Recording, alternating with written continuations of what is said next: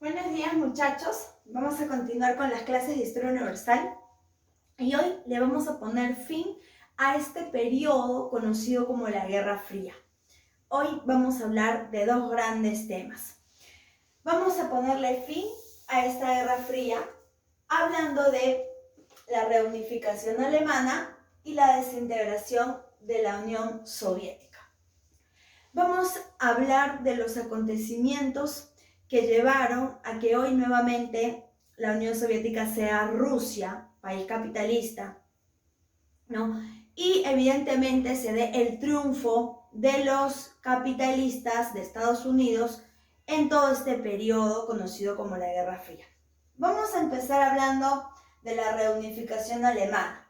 Y para hablar de la reunificación alemana es necesario que recordemos los antecedentes, ¿no? Que hablemos de qué es lo que ocurrió para hablar primero de que la Alemania estaba dividida, ¿no? Recordemos, retrocedamos al año 1945, finales de la Segunda Guerra Mundial. Recordemos la tercera reunión de los tres grandes, Conferencia de Potsdam, 1945.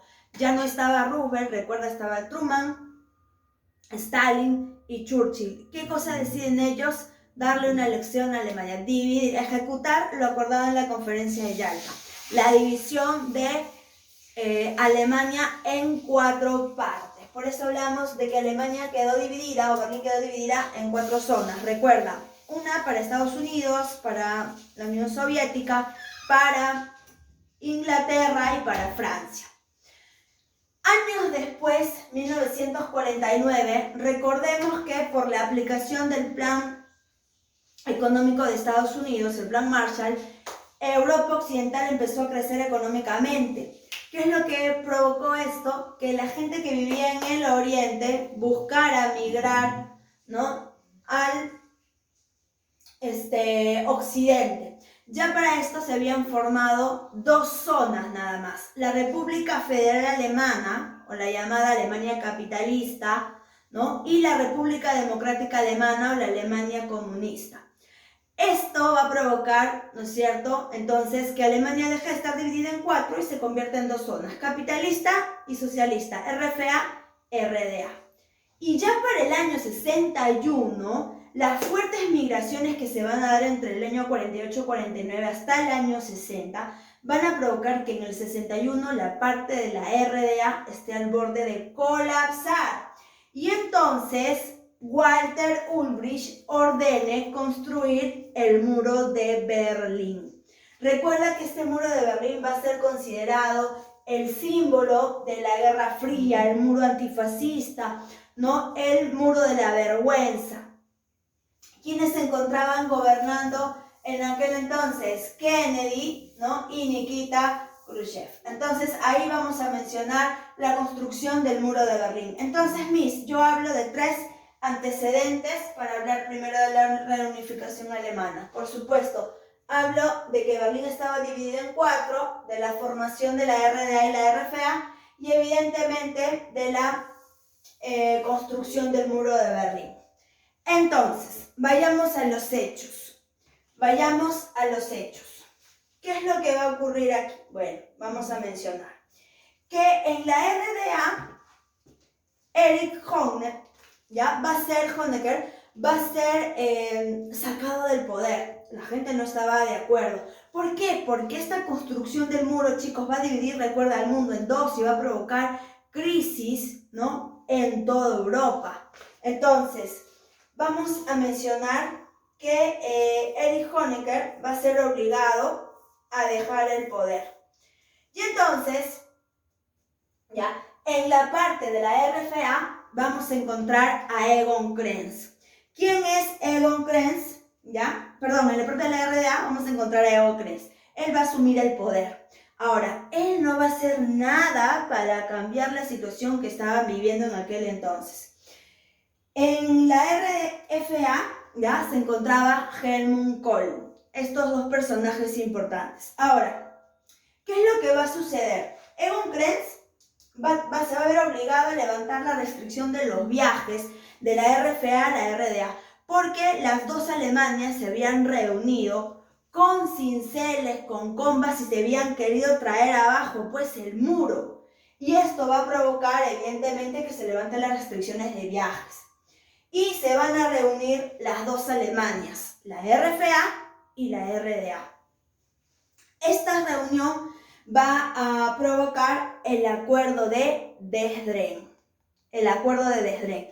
¿Y por qué fue importante, este acuerdo de Dresden? Porque aquí se reafirma, muchachos, la caída del muro de Berlín. Se reafirma la caída del muro de Berlín y a la vez se van a dar elecciones en la RDA. ¿Ya? El detalle es que lo que se estaba buscando era la reunificación. Y para ello, la reunificación se va a dar mediante este tratado. El tratado de 2+4. Y cuidado, por ahí me diga 6, ¿ah? ¿Por qué se llamó así? ¿Por qué le colocaron este nombre? Porque vamos a encontrar dos zonas, las dos Alemanias, ¿no? Dos zonas, las dos Alemanias. ¿Y por qué 4? Los 4 culpables, los 4 países que se dividieron Alemania. Inglaterra, Francia, Estados Unidos y la Unión Soviética. La reunión tenía que involucrar a los 4 países culpables y a las 2 Alemanias. Este tratado, entonces, va a ayudar para reunificar Alemania. Entonces, vamos a ver aquí. ¿Quién va a ser el artífice de este tratado 2+4? El artífice va a ser Helmut Kohl. ¿Ya? Vamos a colocarlo por aquí. El artífice va a ser Helmut Kohl. ¿Quién es Helmut Kohl? Aquí lo tenemos. Él va a ser el artífice. ¿Ya? Él es quien va a promover. ¿Dónde se va a firmar este tratado de 2+4? En Moscú, el 12 de septiembre del año 1990. ¿Quiénes van a asistir a este tratado? ¿Entre quiénes se van a dar? Vamos a colocar aquí los representantes, los que van a asistir. Bueno, por parte de Estados Unidos vamos a encontrar a George Bush, ¿ya? George Bush padre. Aquí lo vamos a encontrar. Él va a representar a Estados Unidos, ¿ya? Por parte de la Unión Soviética vamos a encontrar a Mikhail Gorbachev, último presidente de la Unión Soviética. Él va a ser el último gobernante. Lo van a comparar con Lenin. Van a decir que su gobierno fue lo peor que le pudo pasar a la Unión Soviética. Ahorita vamos a ver por qué. ¿Ya? Ahí está. Por parte de Inglaterra vamos a encontrar a Margaret Thatcher. Aquí la tenemos. Por parte de Inglaterra, a Margaret Thatcher. Por parte de la RDA, ya lo habíamos mencionado, Helmut Kohl. ¿Ya? El Helmut Kohl, por parte de la RDA. Por parte de la RFA, a Helmut Kohl. ¿Ya? La República Federal Alemana. Aquí vamos a encontrar a Helmut Kohl. Y por parte de Francia, a Francois Mitterrand. ¿Ya? Aquí lo tenemos. A Francois Mitterrand. Entonces, de esta manera, se van a reunir estos 6 personajes y van a firmar el tratado de 2+4. ¿Quién promovió este acuerdo, este tratado? Helmut Kohl. ¿Qué es lo que se acuerda? Reunificar Alemania. Por lo tanto, ¿qué cosa queda como consecuencia de este tratado? Va a quedar que se proclama la reunificación frente al Reichstag el 3 de octubre de 1990. Muchachos, ¿esto qué significó? El fin del régimen socialista en Alemania. En otras palabras, el triunfo de los capitalistas. Alemania se reunifica y queda como única capital Berlín, como la conocemos hasta ahora. En la actualidad, este muro pues tiene grafitis, ¿no? Dibujos, reseñas. La situación que ellos vivieron fue devastadora. Entonces, esto va a significar también un punto en contra para la Unión Soviética. Es un punto, digamos, que va a jugar en contra del gobierno de Gorbachev. Y esto va a provocar la desintegración de la URSS. Veamos acá. ¿Qué cosa es la desintegración de la URSS? Bueno, vamos a denominarlo así, como el proceso iniciado con las reformas económicas y políticas aplicadas por este personaje, por Mikhail Gorbachev. Entonces, vamos a definirlo de esa manera, como el proceso iniciado por las reformas económicas y políticas de Mikhail Gorbachev. Estas reformas van a tener un nombre especial, ¿sí? Se van a llamar Perestroika y Glasnost, ¿ya? Perestroika en el ámbito económico y Glasnost en el ámbito político, ¿ya? Ahí tenemos entonces.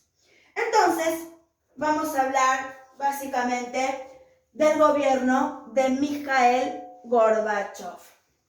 Vamos a colocarlo por aquí. El gobierno de Mikhail Gorbachev. La verdad es que Mikhail Gorbachev recibió a una Unión Soviética ya en crisis. Recordemos que ellos estaban participando, habían intervenido en la guerra de Afganistán y aquí van a tener la desaprobación de todo el mundo, quien va a criticar precisamente las acciones de presidentes como Brezhnev. Y él es quien va a tener que dar la cara, que pedir disculpas, que retirar las tropas, ¿no? Ya lo habíamos mencionado semanas anteriores. Entonces, aquí vamos a colocar y vamos a hablar un poquito del gobierno de Mikhail Gorbachev. Bueno, las cosas a él no le fueron tan fáciles ni sencillas.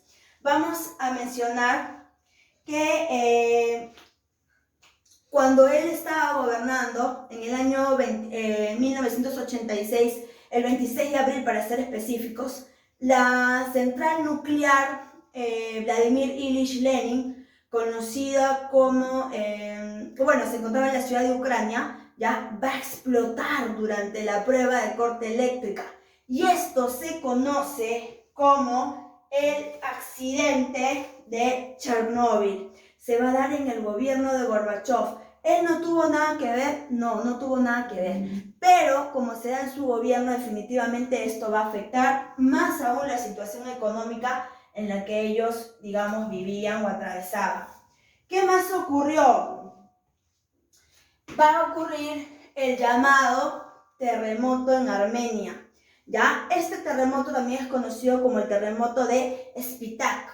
¿Ya? Tuvo una magnitud de 7,2. Este terremoto, chicos, se dio el miércoles 7 de diciembre de 1988. También durante el gobierno de Mikhail Gorbachev. Provocó crisis, muertes. Tanto que se realizó un tipo disco llamado Rock Aid Armenia.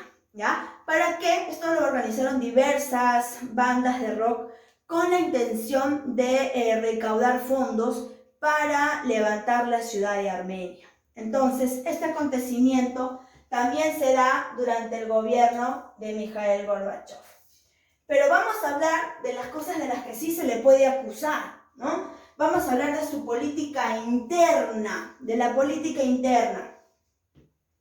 Si hablamos de la política interna de Mikhail Gorbachev, tenemos que mencionar de todas maneras la llamada perestroika, ¿ya? La llamada perestroika. La perestroika va a ser la medida política de Mikhail Gorbachev. Vamos a colocarlo por aquí. Perestroika. ¿Qué cosa va a plantear? Una reconstrucción económica soviética. Pero eso es bueno, ¿no? ¿Por qué no estaban de acuerdo? Porque eso significaba abrir puertas de mercado, comercializar con países que pudieran generar ingresos a la Unión Soviética sin importar que fueran capitalistas o socialistas. Eso más se parece a un capitalismo, porque está hablando de abrir puertas de mercado a todos, por supuesto, a todos. Esto es lo que va a hacer que miembros de la Unión Soviética le bajen el dedo y digan, un momento, estás equivocado, ¿no? Eso no es lo que planteó el gran Lenin, Stalin, ¿no? Eso no es. Entonces, por eso es que no va a ser aceptada esta política, esta medida económica de Mikhail Gorbachev, la llamada perestroika. A esto le sumamos Glasnost. Y Glasnost va a ser la medida política, ¿ya? Observa la imagen te lo va a decir todo. La medida política que va a abrir, ¿ya? Va a abrir relaciones importantes en el ámbito comercial, político entre Estados Unidos y la Unión Soviética. Chicos, esto va a ser el ingreso a la vida política y cultural de la Unión Soviética, aunque esto implicara tener tratos con Estados Unidos. La imagen habla más que 1000 palabras. Por eso es que no fue aceptado. Claro, por eso es que lo van a comparar con Lenin y van a decir que es el peor presidente que pudo tener la Unión Soviética. La Unión Soviética estaba en su mejor momento cuando llega Gorbachov provocó su caída. No, ya la URSS estaba, ¿no?, en crisis cuando entra Gorbachov. Por eso es que él trata de aplicar estas medidas para sacar a la Unión Soviética de la crisis, pero no tuvo el apoyo de los países miembros, porque recuerda que ellos no quieren saber nada con los capitalistas, ¿no? Entonces, esto en el ámbito interior. Y en el ámbito exterior, en el ámbito exterior vamos a decir, ya, vamos a poner por aquí, política exterior. Si hablamos de la política exterior, vamos a hablar del retiro de Afganistán. Recuerda que él es el que da la cara y el que va a pedir disculpas y al cual la CIA le va a ordenar que retire las tropas del Pacto de Varsovia. Por este acontecimiento, ¿no?, se va a provocar la disolución del Pacto de Varsovia. La disolución del Pacto de Varsovia. Recuerda que la OTAN existe hasta hoy. El Pacto de Varsovia ya no, ¿no? Ahora, a esto le sumamos el Pacto Reykjavik. Este pacto, ¿por qué va a ser importante? Porque va a ponerle fin a la producción de armas químicas. ¿Quiénes van a firmar este tratado Reykjavik? Lo van a firmar los dos presidentes de aquel entonces, el gran George Bush y él, pues, ¿no? Y Mikhail Gorbachev. Aquí tenemos sus imágenes, Bush y Gorbachev. Ellos dos van a firmar el tratado Reykjavik. ¿Para qué lo firman?